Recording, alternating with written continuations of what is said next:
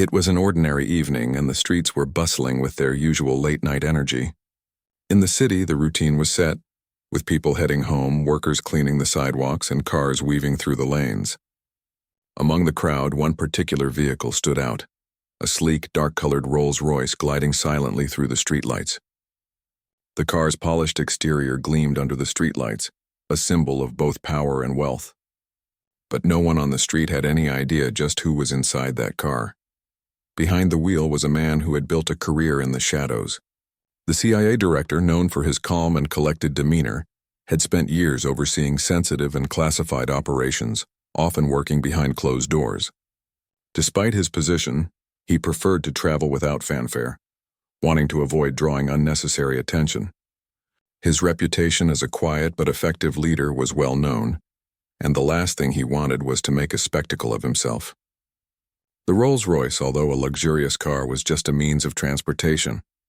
It didn't scream authority, but those who knew it knew the significance behind it. The director had just finished a high-stakes meeting, one that had gone well, but left him with a nagging feeling of uncertainty. The type of uncertainty that only someone with his experience in national security could understand. As he drove through the city, the thought of the meeting lingered in his mind.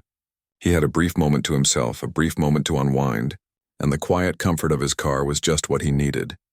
But it wouldn't be long before this evening would turn into something unexpected. At the intersection just ahead, the car came to a stop at a traffic signal. The soft hum of the engine was the only sound breaking the otherwise still night air. Nearby, a few officers were stationed at a checkpoint, their faces serious, focused on their duties. The officers were used to stopping cars, questioning drivers, and making quick assessments. Tonight, however, something was about to go wrong. The traffic light turned green, and the director's car slowly began to move forward. But just as he began to ease through the intersection, something caught his eye, a flash of motion from the corner of his vision. One of the police officers had waved at him, signaling for him to stop.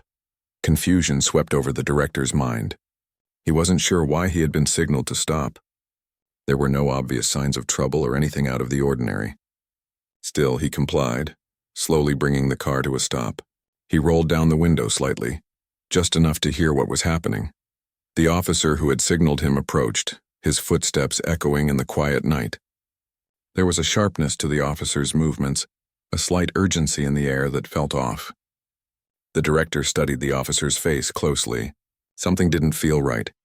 The officer leaned down, his voice low but firm. "Can you step out of the vehicle, sir?" he asked. The tone was not friendly but demanding. The director's heart skipped a beat. He had been through countless security checks in his life, but something about this interaction felt different. The officer's body language wasn't relaxed. It was tense. Something was wrong. For a moment, the director hesitated.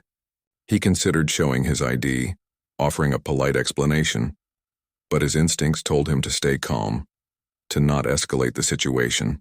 "Is there a problem, officer?"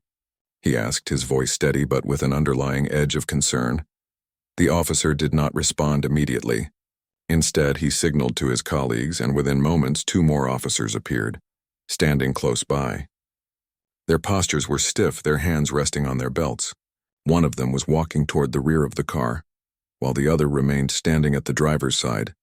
The director glanced around, assessing the situation. He couldn't place it, but something about the officers' behavior was unsettling. They weren't just conducting a routine check. They were on high alert. It was as though they had already decided that this was not an ordinary stop. He did his best to keep his expression neutral, but inside, his mind was racing. The last thing he needed was for something to escalate, especially in such a public setting. There were too many variables, too many risks. The director knew how delicate these kinds of situations could be, and he understood that the consequences of a misunderstanding could be far-reaching. "Is everything okay, officer?" he repeated, his tone measured but no longer as calm as before. One of the officers, a man who appeared to be in his early 30s, finally spoke.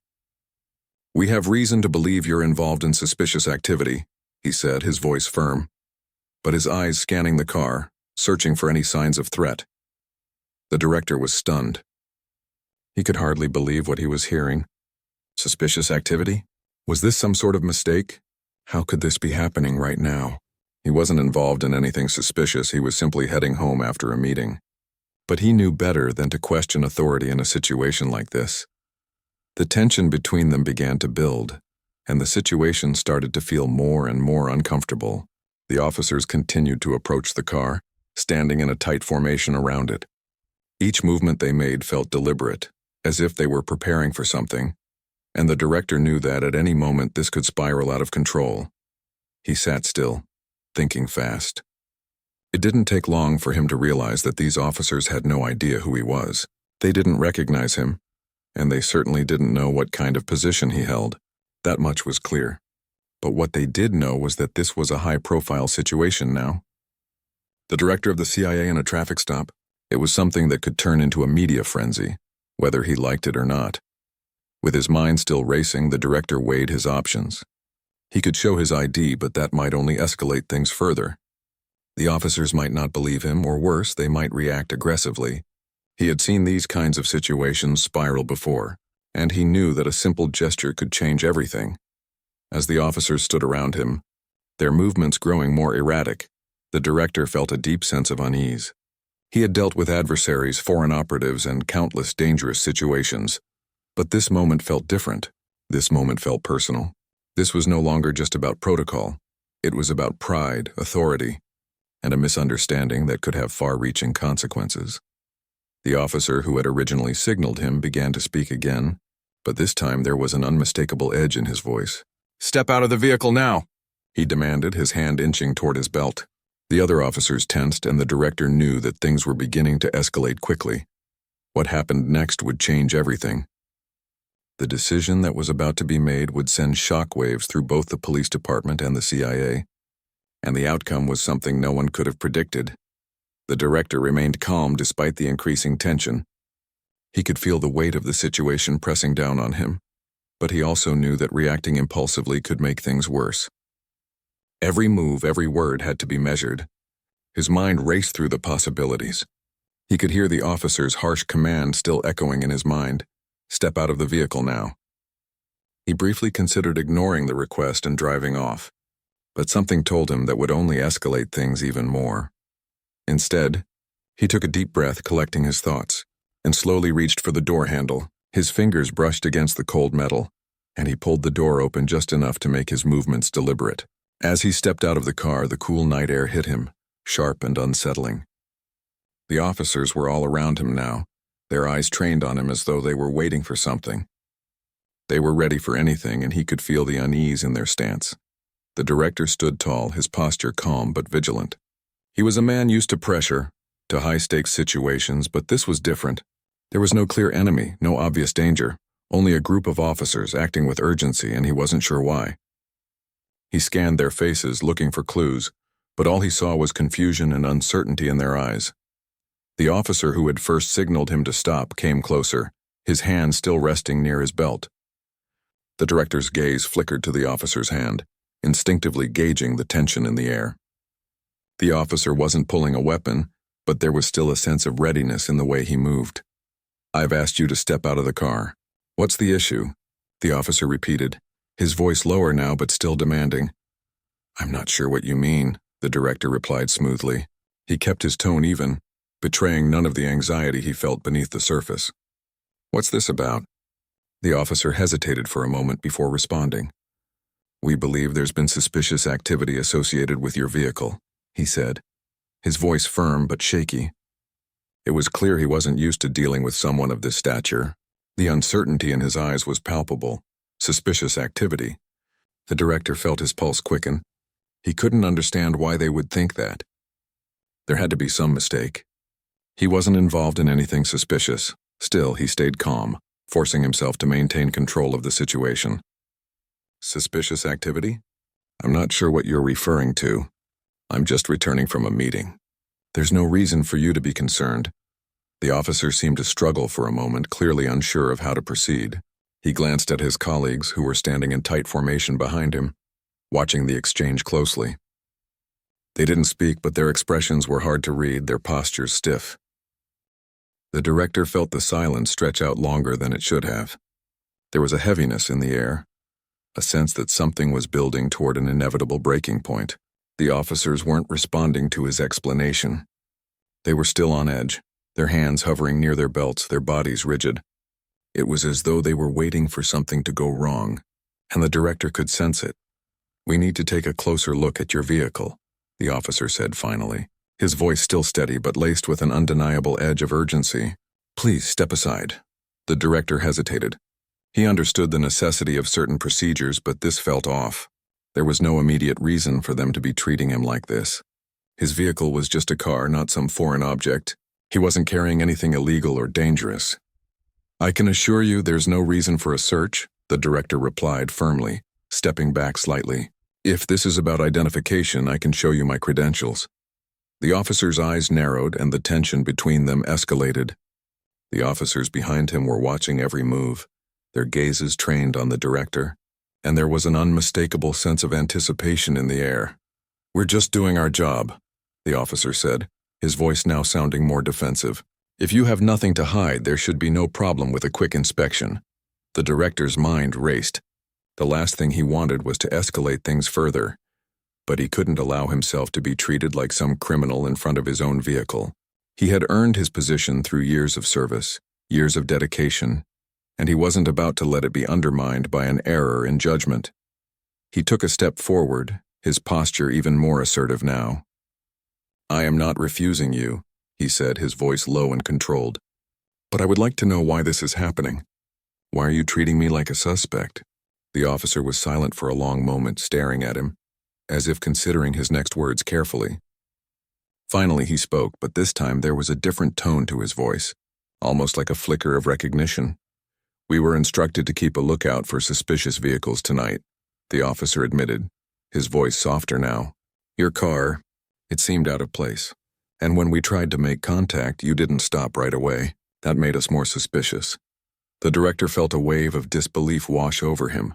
This entire situation had been sparked by a misunderstanding. He hadn't been trying to evade anyone.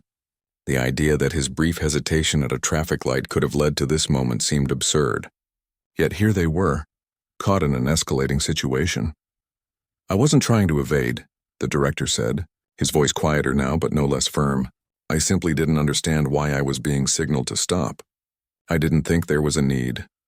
The officer looked as though he might say something, but instead he just nodded slowly, as if acknowledging the truth of the director's words. But the tension was far from over. The other officers continued to watch closely, their hands never straying far from their belts.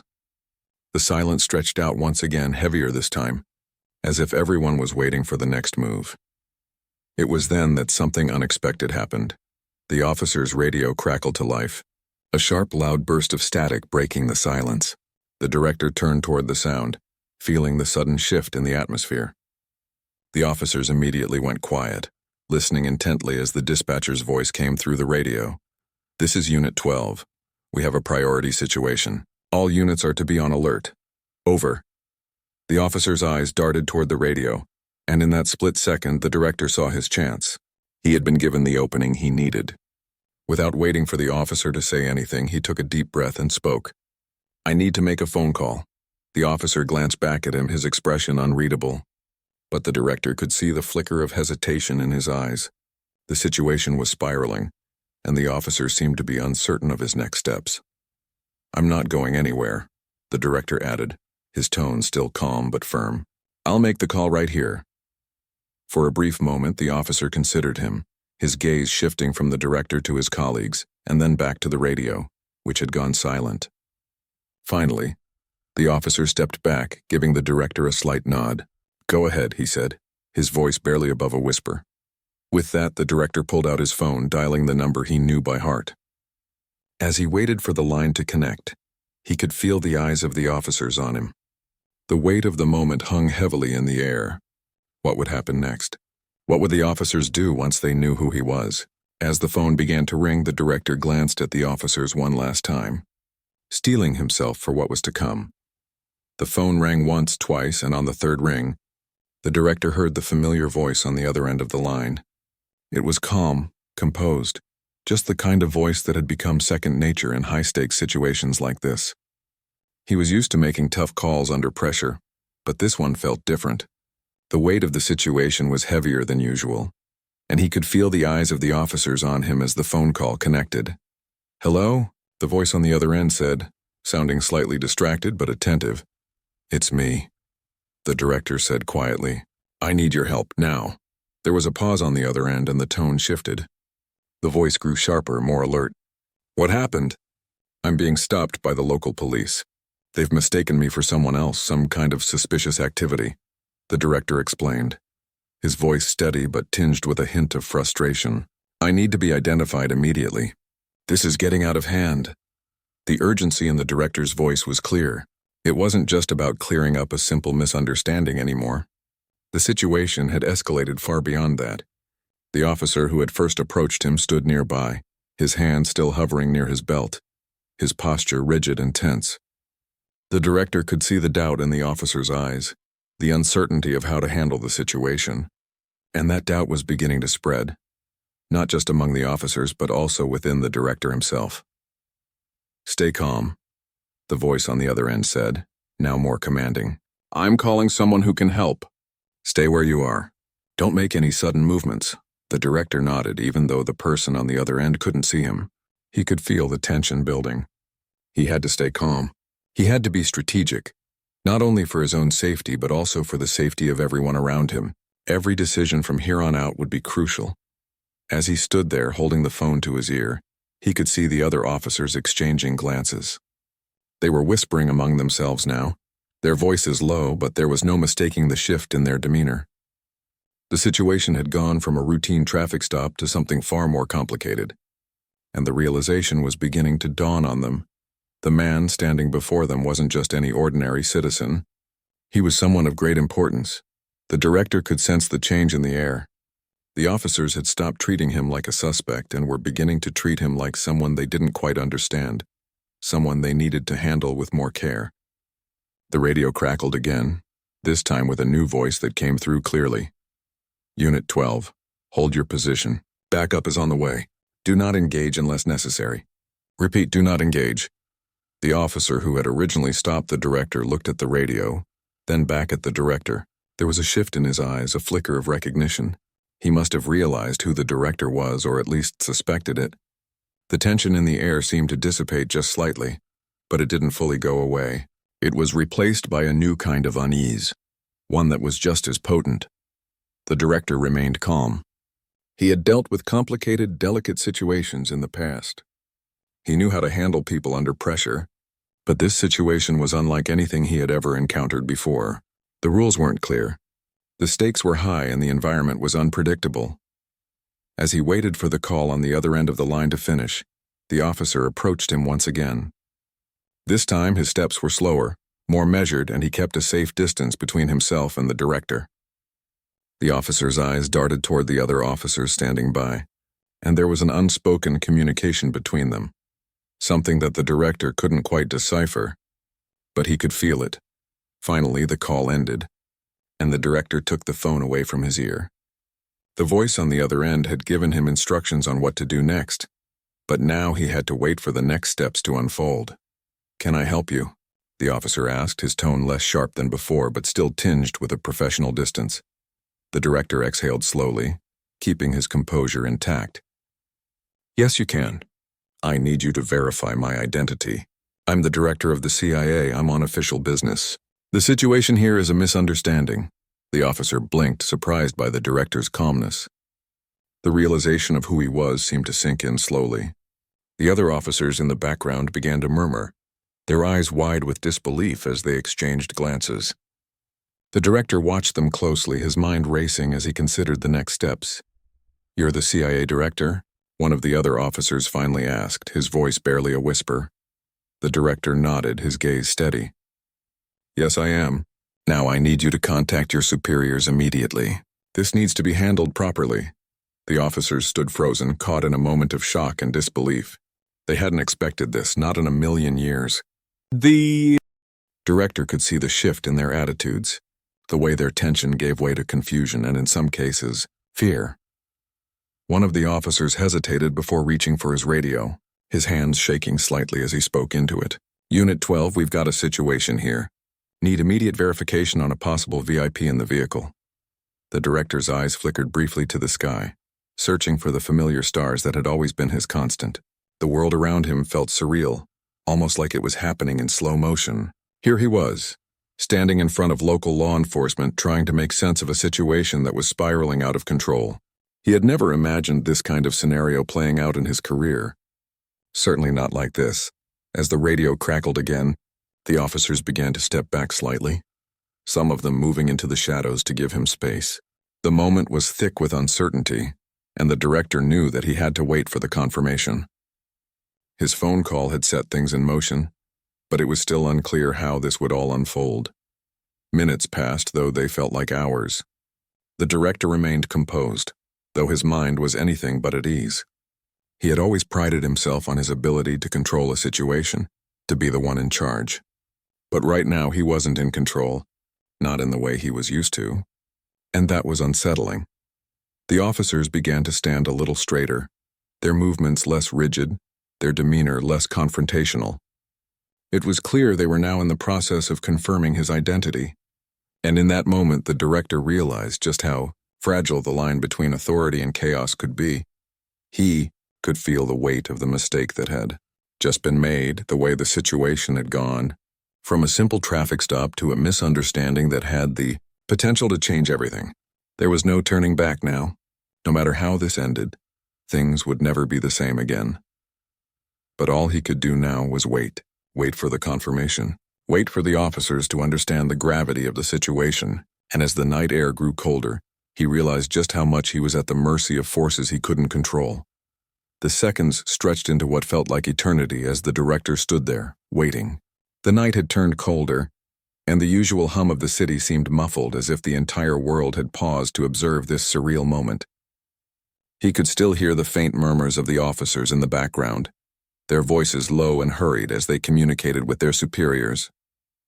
There was no denying it now, things had escalated, and though the director remained calm, a storm brewed beneath the surface. He could feel the weight of the situation pressing down on him, tightening with every passing minute. For the first time, he allowed himself to acknowledge the fear that had been creeping up on him. It wasn't the fear of being caught in a crime he hadn't committed. It wasn't even the fear of being mistaken for someone else. No, it was the realization of how fragile everything had become. One wrong move, one misstep, and everything could spiral out of control. What began as a simple misunderstanding between a few local officers and a private citizen now had the potential to make headlines, tarnish reputations, and spark an investigation into the very heart of the CIA. And that was the last thing anyone needed right now. He could hear the officers speaking again, their words getting more urgent, more frantic. The radio crackled once more, and the tone of the dispatch was clearly different this time. Something had changed. The director's heart sank as he listened closely, straining to catch every word. Unit 12, back up on the way. Confirm the identity of the individual. Over. It was the same voice that had spoken earlier, but now it was laced with a level of concern that the director hadn't heard before. He understood the unspoken message behind it. This was no longer just a routine traffic stop. The situation had taken on a life of its own, and they were no longer dealing with a civilian. They were dealing with someone they didn't fully understand, someone who could bring serious consequences if things went wrong. The officer who had initially approached the director now took a step back, his body language less rigid but still clearly on edge. He looked at his colleagues who were positioned around the scene, their postures now more cautious. There was an unspoken tension in the air, a sense of realization dawning on them that they had misjudged the situation from the very start. And with that realization came the undeniable weight of regret. The director stood still, his eyes never leaving the officers, even as they continued their quiet conversations. His mind was racing, trying to think of what to do next. His phone call had set things in motion, but it wasn't over yet. The confirmation hadn't come through, and until it did, the uncertainty would remain. Finally, after what felt like an eternity, the officer who had been speaking into the radio turned toward him. The look on his face was different now, softer, more apologetic. There was no longer a hint of aggression in his stance, just a quiet acknowledgement of the mistake that had been made. "I'm sorry," the officer said, his voice lower than before. "We didn't know who you were. We've been given the confirmation now." The director nodded, accepting the apology for what it was, but the damage had already been done. The wheels had been set in motion, and there was no undoing what had happened. The officers had acted out of suspicion, fear, and misunderstanding, but the director understood how easily that could have happened. In their position, anyone would have been on high alert. But now the real challenge lay in what came next. What happens now? The director asked, his voice calm but firm. He wasn't looking for an apology, he was looking for clarity. There was still a lot to sort out, and he wasn't about to let the situation become a bigger mess than it already was. The officer who had spoken first cleared his throat, a sign of the internal struggle he was likely going through. "We're going to let you go, sir. There's no need for any further action." The words, though meant to reassure, didn't fully erase the tension from the director's mind. The officers may have been backing down, but he knew the consequences of what had just happened could go much deeper. What would the public think? How would this affect his position? And how would the higher-ups at the CIA react to this mistake, this moment of exposure? But the director wasn't about to dwell on those questions. He had learned long ago to focus on the task at hand. There were bigger concerns ahead. The officer's words still echoed in his mind, and he could sense the nervousness in the way they spoke. They had acted in haste, and now they were all left to deal with the fallout. But even as the tension began to subside, another issue loomed large. The eyes of the world were on them. What had started as a small misunderstanding had now become a story that could spread across headlines, leaving everyone involved in a difficult position. The officers seemed to understand this too. As the director made his way back to the Rolls-Royce, they stepped aside, allowing him space. The officer who had first approached him looked at him for a moment as if searching for words, but nothing came. Instead, there was only silence. The director didn't turn to face him again. He knew the officer's actions had been driven by fear, uncertainty, and the pressure of the moment. But at the end of it all, those things didn't matter. What mattered now was moving forward. The sound of the Rolls-Royce's engine coming to life broke the silence. The director started the car, feeling a strange mixture of relief and unease. He was still processing what had just happened, the misunderstanding, the tension, the awkwardness of the entire situation. He wasn't sure what to make of it all, but he knew it wasn't over yet. The ripple effects would be felt far beyond this night, and the implications would extend far beyond the streets of the city. As he drove away, the city lights fading in the rearview mirror, the director's mind was consumed by one thought. What happens now? He had always been a man who thrived in the midst of chaos, but this wasn't the kind of chaos he had prepared for. He had faced adversaries on foreign soil, navigated crises that could bring nations to their knees. But none of that had prepared him for what had just unfolded. This was a different kind of battle, a battle of perception, of trust, and of reputation, and it was one that could shape his career, his legacy, in ways he couldn't yet comprehend. As the night wore on, the director knew that this would be a story that would follow him. No matter how much he wished it would fade into the background, the world would have questions, and in the coming days, answers would be demanded. But tonight, all he could do was drive. The days following the incident were a blur of meetings, phone calls, and reports. The director had spent his entire career in the shadows, dealing with sensitive operations and making high-stakes decisions that affected national security. But this event, this miscommunication with local law enforcement, was something he never could have anticipated. It wasn't just a mistake. It was a blip on the radar that could, if handled poorly, unravel everything he had worked for. He had expected some fallout, of course. A story like this, an error of judgment that had involved the CIA director, was bound to catch attention. But the speed with which the incident spread was shocking. Within hours, news outlets had picked up the story, and it was everywhere. Headlines screamed about a high-ranking government official being detained by local police, with some reports even hinting at a cover-up. The director didn't pay attention to the rumors. He knew how quickly false narratives could form, how easily the truth could be distorted. What bothered him more was the public reaction. People were questioning everything, from the competence of local law enforcement to the effectiveness of the CIA itself. What had been a minor error was now being painted as a scandal, and that was something that couldn't be ignored. But the director wasn't the type to run from difficult situations. He had learned long ago that the best way to handle a crisis was to confront it head-on.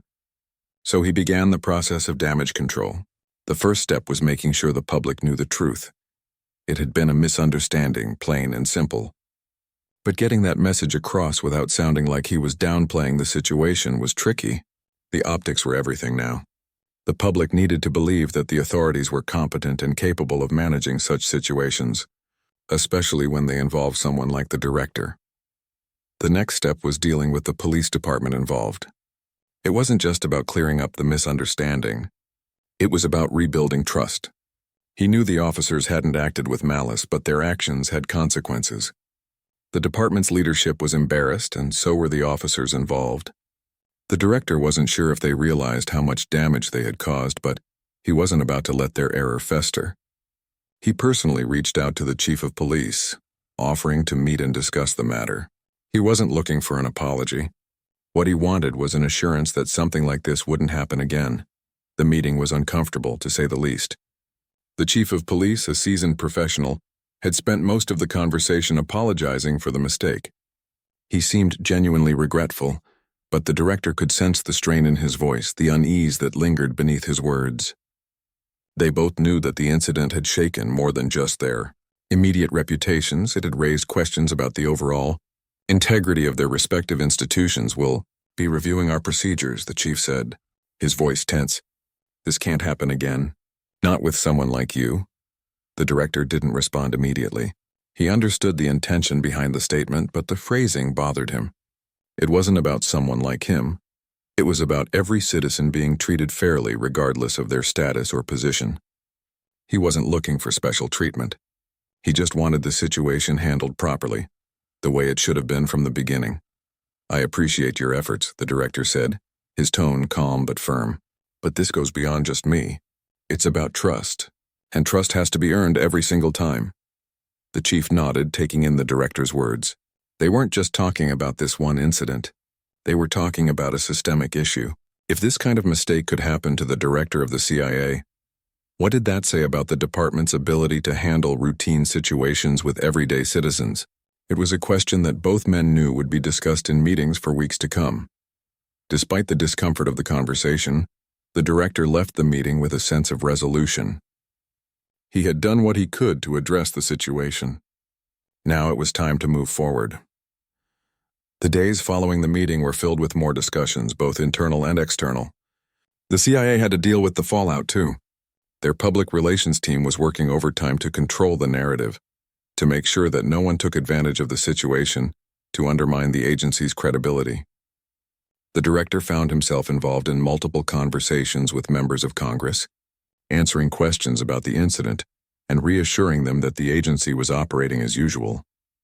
But the pressure of the situation weighed heavily on him. The director had dealt with far worse crises in his career, but this one felt personal. The mistake hadn't come from an external threat. It hadn't come from a foreign adversary or a terrorist organization. It had come from within, from the very institutions that were supposed to protect and uphold order. And that, more than anything else, was what bothered him. How easily things could slip through the cracks. In the midst of all this, the director found himself questioning the way things had been handled. Not just the traffic stop, but everything leading up to it. The protocols in place, the assumptions made about him, and the lack of understanding about how quickly small mistakes could escalate. He had always known that things could go wrong. That's why he had spent his career preparing for it. But this was different. This wasn't a foreign threat. This wasn't a mission gone wrong. This was a simple failure in communication, a misstep that had led to a situation no one could have predicted. As the days wore on, things began to settle down. The news coverage of the incident slowly faded, replaced by other stories. But for the director, the aftershocks of what had happened continued to ripple through his thoughts. He had spent his life building a reputation of control, of precision, of making sure that things didn't get out of hand. But this time something had slipped through the cracks. And no matter how much damage control was done, it couldn't be undone. The police department had made changes to their procedures, implementing new training programs to ensure that officers could handle high-profile situations with more care and caution. The director had insisted on this. He knew the importance of taking steps to prevent future mistakes, but he also knew that it would take time for trust to be rebuilt. For the officers involved, for the public, and for himself, one evening, As the director sat in his office, staring out over the city, he couldn't help but reflect on the lessons learned from the entire ordeal. He had always believed in the importance of communication, of making sure that everyone understood the stakes. But the real lesson, he realized, was about humility. It was about understanding that no one, no matter their position or status, was immune from mistakes. What mattered was how those mistakes were handled, how they were acknowledged, and how they were learned from. The director knew that this incident would stay with him, but it would also shape him. It would remind him to be vigilant, to remain humble, and to never assume that the rules didn't apply to him.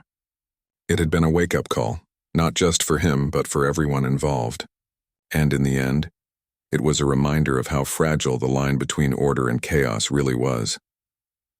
As the director turned away from the window, the city lights twinkling below, he felt a sense of quiet resolution. The mistake had been made, but it didn't define him. It wasn't the end of his career. It was simply another chapter, another lesson in the complex world he navigated every day. And with that, the director knew that no matter the circumstances, he would continue to move forward. He would continue to lead, to learn, and to make sure that the mistakes of the past wouldn't be repeated. As the days passed, the dust from the incident began to settle. The director had always known that a high-profile situation like this one would eventually fade from the public eye, but he also knew it wasn't over, not really. What had begun as a misunderstanding had become something bigger, something that might haunt him in ways he hadn't expected. The incident had exposed a vulnerability, a crack in the system that no one, not even someone as experienced as him, could have foreseen. For the director, it wasn't the public's reaction that weighed heavily on him. It was the internal consequences. The agency had already conducted its own review, and though the findings didn't reveal any negligence on his part, the ripple effects were far-reaching. People in high places were starting to question the competence of the CIA's leadership, and even though the director had always been a pillar of stability, doubt was a powerful thing. It had a way of creeping into conversations, of planting seeds of uncertainty. And then there were the officers, the ones who had made the mistake, who had mistakenly treated him as an ordinary citizen. The director hadn't seen them again since that night, but he knew that the consequences for them hadn't been as easily forgotten. They had acted out of suspicion and fear, emotions that were hard to control when the stakes were high. But they weren't trained to handle situations like this one. The director understood that, but that didn't make it any easier to accept. A few weeks after the incident, he received an invitation from the police department to visit the precinct. The letter was formal, requesting a meeting to discuss the outcome of their internal investigation into the situation. The director was hesitant at first. He had done what he could to clear things up, but the idea of facing the officers again, especially the ones who had been involved, made him uncomfortable. Still, he understood the need for closure, both for them and for himself. When he arrived at the precinct, the atmosphere was different. There was a tense professionalism in the air, but there was also something more, an unspoken understanding that they were all part of a larger system, one that could easily fall apart if not handled with care. The director had been in plenty of tense situations before, but this felt more like a meeting of equals. Officers who had made a mistake and a leader who had been caught in the crossfire. The chief of police was waiting for him in the conference room, his posture rigid but respectful. He gestured for the director to sit across from him. The room was quiet, the sound of muffled voices and footsteps from outside faintly drifting in. It wasn't a large space, but it felt heavy with the weight of what had happened.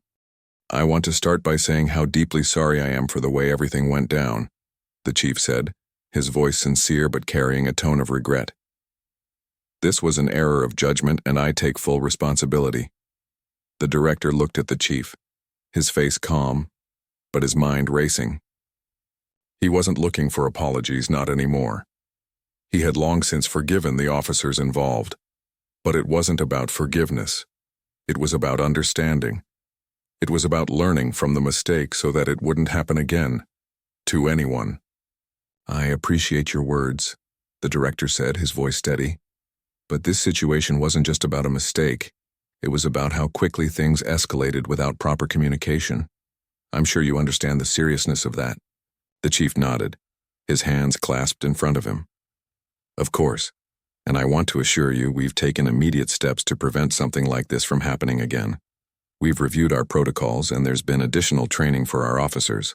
I'll admit, we weren't prepared for the unique circumstances that night, but we're doing everything we can to improve. The director's gaze softened slightly. He could tell that the chief was sincere, but words were only part of the equation. The real test would be how the department changed moving forward. Actions, not just words, would determine the outcome. I understand the pressure officers are under every day, the director said, his voice softer now. But there's a responsibility that comes with that. You can't let fear or suspicion cloud your judgment, especially when the stakes are high. What happened that night should have been handled differently, and I think we both know that. The chief met his gaze, and for a moment, there was a silent understanding between them. They were both leaders in different ways, but they understood what it meant to carry the weight of an institution on their shoulders. I agree, the chief replied, his voice firm. And I want you to know that we're committed to getting this right. The officers involved have been given additional guidance, and we're going to make sure they understand how critical it is to act with more caution in situations like this one. The director nodded, satisfied with the response. It wasn't the end of the conversation, but it was a step in the right direction. He could see that the department was genuinely trying to learn from the mistake, and that was important. As the meeting continued, they discussed the specific actions the department was taking to improve communication and response times during high-pressure situations. The director offered a few suggestions of his own. Small changes, but ones that could make a big difference in how similar situations were handled in the future. It was clear that both sides were committed to ensuring that this would be a learning experience, not just a scandal to be swept under the rug. But even as the meeting ended, the director couldn't shake the feeling that things had shifted, not just within the police department, but within himself. The incident had changed him in ways he hadn't expected. He had always prided himself on his ability to maintain control, to navigate high-stakes situations with precision and authority. But now he was questioning his own approach, wondering if there were ways he could have handled things differently that night. He left the precinct with a sense of relief, but also with a sense of uncertainty. There were still challenges ahead, challenges that he couldn't predict. But he knew one thing for sure. He had learned a valuable lesson. The lesson wasn't just about being careful or cautious. It was about understanding the human side of leadership.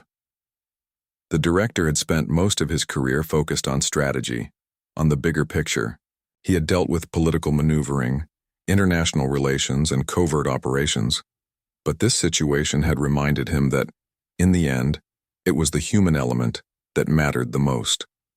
How people reacted to pressure, how they responded to mistakes. Those were the things that defined leadership in the most challenging moments. As the director returned to his office that afternoon, he felt a renewed sense of purpose. The world was unpredictable, and even the best-laid plans could be disrupted by something as simple as a misunderstanding. But it was how one responded to those disruptions that truly mattered. And the director was ready to face whatever came next, armed with the lessons he had learned from this experience. He had always known that the job wasn't easy, that it would test him in ways he couldn't always anticipate. But now, more than ever, he understood the importance of resilience, of humility, and of making sure that no matter what, he was always learning. Because in the end, leadership wasn't about avoiding mistakes. It was about how one rose from them. And so, with that understanding, the director prepared for the next challenge, knowing that whatever it might be, he would face it with a steadiness that only came from experience, from understanding, and from the knowledge that every setback was an opportunity for growth.